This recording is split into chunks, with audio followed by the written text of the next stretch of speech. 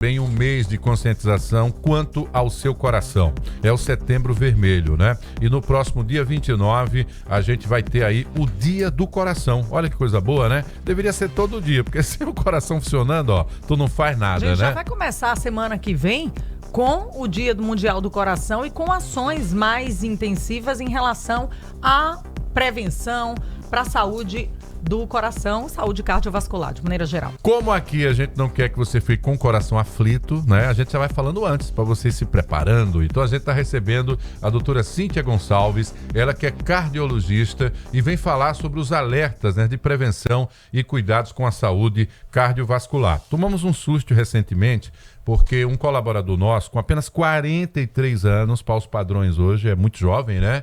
Acabou tendo um mal súbito. E aí, passando, claro, pela questão cardíaca. Eu queria que a senhora dissesse, entre outras coisas, até para a gente aprender, o que é esse tal mal súbito? É algo que pega de surpresa a própria pessoa, não dá margem para socorro? Se a gente puder fazer uma definição aqui para quem está nos assistindo e ouvindo, o que é o mal súbito? Muito bom dia, doutora. Bom dia. Obrigada mais uma vez pelo convite. E é isso, realmente o mal súbito, apesar do nome súbito, na maioria das vezes, até já puxando uma correlação com o nosso momento, com o nosso tema, na maioria das vezes é algo que a gente pode predizer, prever e evitar, né? Inclusive, hoje a gente fala muito sobre uma proposta de estratificação de risco individualizado do paciente, né? Claro, eu não vou saber falar especificações sobre esse caso pontual, mas, por exemplo, uma pessoa que tem uma história de um familiar que teve uma morte súbita, um infarto numa faixa etária que não se costuma ter, isso é um paciente que a gente tem que ligar o alerta. Entendi. Então, nas calculadoras de score de risco, a gente já sabe que é um paciente que reclassifica. Se ali pelos valores ele for intermediário, mas ele tem um familiar que teve um infarto jovem, ele já reclassifica para um alto risco. E essas classificações, elas vão nos ajudar a guiar, a fazer metas individualizadas. Certo. Então, por exemplo, você me perguntar, doutora, meu colesterol, o colesterol tem que estar abaixo de quanto? Depende. Depende do indivíduo, do paciente, da sua história e dessa avaliação individualizada. Então, Compreendo. a gente utiliza ferramentas objetivas, né? Ferramentas preditoras de risco de evento cardiovascular ao longo da vida, baseada em informações objetivas, em dados populacionais. Então, a gente pode calcular o risco e prever. Eu estou falando isso diante de um quadro de doenças, por exemplo, ateroscleróticas, em que a hipertensão, o tabagismo, o sedentarismo, a dislipidemia, a alteração de glicemia está envolvida. O mal súbito, na verdade, é uma entidade muito mais ampla. Certo. Então, alterações anatômicas coronarianas, né? E enfim, outras... trombose pulmonar Ele é súbito, aguda, outras... então, porque se a pessoa não cuida de última hora, não tem como reverter. Então, por outro lado, se monitorar, daria isso. sinais. Dependendo da causa, a gente pode identificar fatores Certo. que podem predizer isso. Quando a gente fala em mal súbito, a gente está falando num paciente que teve um colapso hemodinâmico ou uma queda de batimento, uma queda de pressão, uma perda de consciência, com sintomas que se iniciaram pelo menos 24 horas antes. Né? Então, essa é a definição de mal súbito cardiovascular.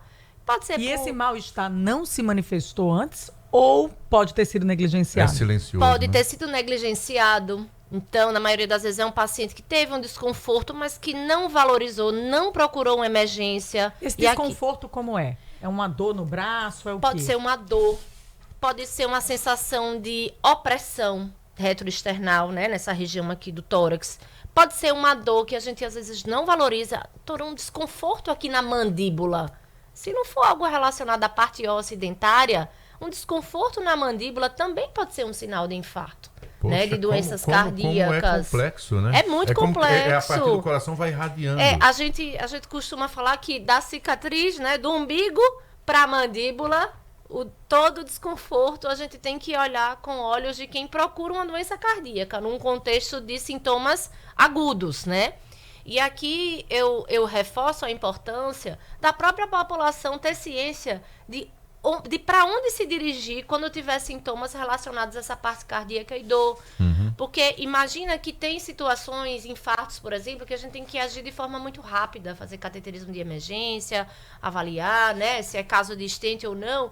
Então, se esse paciente se perde na assistência, se ele vai, por exemplo, para um pronto atendimento onde não há cardiologista, onde não há essa assistência, e ele demora às vezes 6, 8, 12 horas para chegar a um serviço onde tem esse, né, essa especialidade que tem esse olhar diferenciado, então ele pode perder tempo. E a gente fala assim que em cardiologia, principalmente nesse momento de infarto agudo, tempo é músculo, porque as artérias do coração vão irrigar o músculo.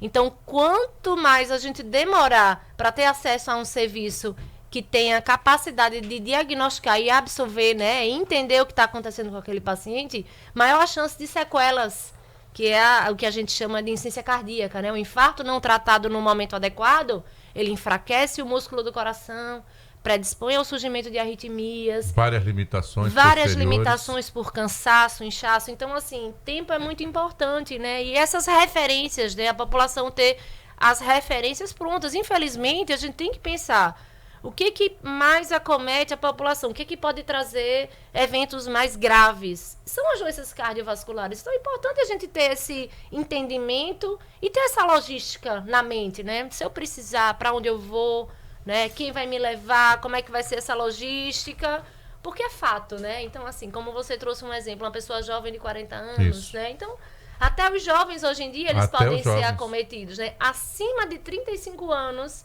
as doenças cardiovasculares já seguem sendo principal causa de óbito, mal súbito, né? exatamente. De mal súbito. Mal súbito. As pessoas têm... na verdade, isso pode até ser uma realidade. Os homens são maioria quando o assunto é mal súbito, são registros de infarto e procedimentos cardiovasculares. Mas as mulheres não estão livres disso, né?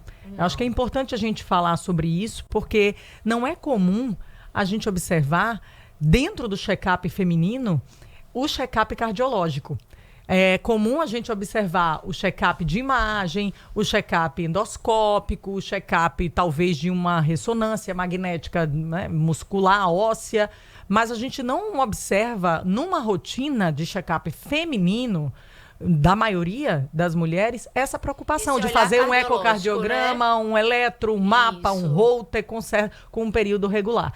Qual seria a regularidade disso? Tem uma idade de dar o pontapé para esse tipo de check-up? Tem outro fator que possa antecipar também? Acima de 35 anos, como a gente sabe que a doença começa a ter uma prevalência mais importante, o ideal é que, independente de homem ou mulher, fazer avaliações rotineiras, tá? De quanto em quanto tempo? Aí isso vai depender.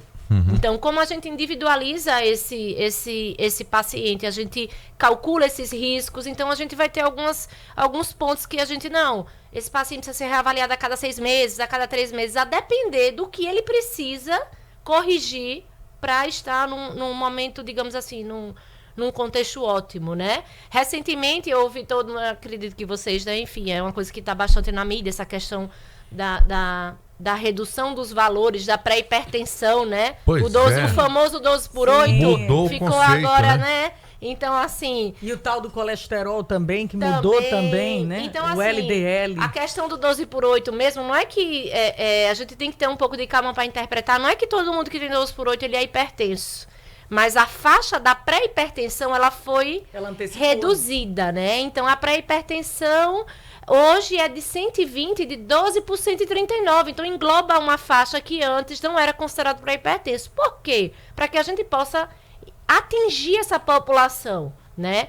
Então, será que esse meu paciente com 12/8, ele é um paciente diabético, dislipidêmico, tabágico sedentário, e aquela pressão dentro daquele contexto pode trazer um risco maior de eventos cardiovasculares, de infarto AVC? Então, a gente a ideia disso é aumentar a abrangência, né? É você ter acesso a esse público de forma mais precoce. E principalmente corrigir as comorbidades. Porque apesar da questão da pressão ser importante, o 13/9, por exemplo, num paciente que não é diabético, que não fuma, que não faz atividade física, que tem um estilo de vida adequado, ele vai ter um olhar diferente do que aquele paciente que tem um 13/9, mas ele tem um colesterol fora da meta, uma glicemia fora da meta, ele fuma. Então, você tem que avaliar em conjunto, né? Com os exames. O que eu estou chegando à conclusão é que coração não tem idade, ele tem histórico. E esse histórico é fruto dos seus hábitos, comportamentos, e só o médico pode ajudar você a ter essa conscientização. Eu pedi a ajuda aqui da inteligência artificial da Meta, do WhatsApp, e coloquei dia do coração. Tá aqui, ó. Insuficiência cardíaca, infarto do miocárdio, que é o ataque cardíaco, arritmias, que é essa sensação do coração batendo rápido, doença das válvulas cardíacas. Aí vem os fatores de risco, né, para tudo isso. Hipertensão arterial, que é silenciosa, colesterol alto, diabetes, obesidade, tabagismo, sedentarismo, e ainda tem também a vida estressante, né? Não fumar, não beber em excesso, né? Controlar exatamente esse estresse e manter o peso ideal. São coisas que podem ajudar você no universo da proteção do seu coração. Deu uma saudade da época que coração só era coisa de poeta, porque a real é bem diferente, né? Não, e você me falou assim, isso é muito comum, mas eu fui acometido. Eu não tinha nenhuma doença cardíaca. Mas olha bem, você listou aí todos os fatores, não é? Todos os pontos que a gente deve controlar. Então, assim, se a gente parar e analisar, somos aqui nesse estúdio 6 pessoas, será que de fato todos nós estamos com todos esses fatores controlados? Então a doença ela não é tão súbita assim. Ela não é tão imprevisível assim, apesar de o evento ser agudo, né? Então acho que essa é a mensagem principal que eu gostaria de deixar, né, para o público, que é se antecipar, isso. Tem que procurar a opinião médica, tem que ver como é que funciona esse órgão. Eu tive lá na Med Rádios, fiz o exame com o Dr. Rivera. E ele falando disso, tem uma boa notícia para você. Eu disse, tá tudo bem. Eu disse, doutor, sou botafoguense, eu já sofri tanto que o coração...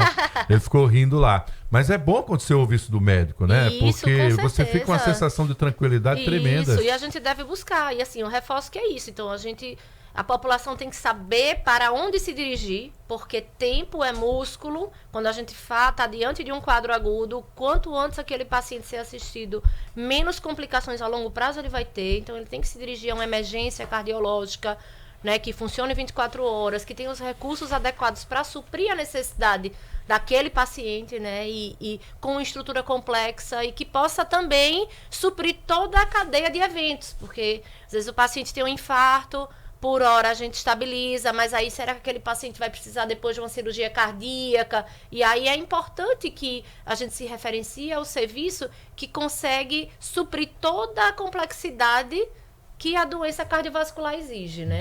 De forma preventiva, fundamentalmente, né? Gente, falamos aqui com a doutora Cíntia Gonçalves, é amiga do coração, é cardiologista, vive disso, tá certo? E vive para isso. Cuide do seu coração também. É verdade. Porque vocês trabalham muito, correm muito, essas equipes que têm que tomar essas decisões muito rápidas, quando estão no momento de um socorro, vivem também sob estresse, né? Exatamente. Então os profissionais de saúde precisam também desse olhar para a sua saúde. E as nossas necessidades são as mesmas da população. Né? Então, assim, no final do dia eu pensei, meu Deus, eu não me exercitei hoje. O que eu vou fazer? Pega o menino, bota na bicicleta, pedala. Então, às vezes, esse pode ser uma saída, né, viável. É a gente trazer a atividade, o movimento, a atividade física para nossa rotina, que é o que a gente pode fazer, né? De forma leve, né? Para não ser uma coisa obrigatória, mas que o corpo vai reagir positivamente. Obrigado pela sua presença. Eu que agradeço mais uma vez. Setembro Vermelho, dia 29 de setembro, é o dia do coração. Cuide do seu coração. Obrigado, bom dia de trabalho, doutora. Obrigada mais uma vez, foi um prazer. 7h43, vamos seguindo para o nosso último intervalo aqui. Falar do Bar e Restaurante Marrana Gungabi. Você sabe que esse horário é o horário de convidar você a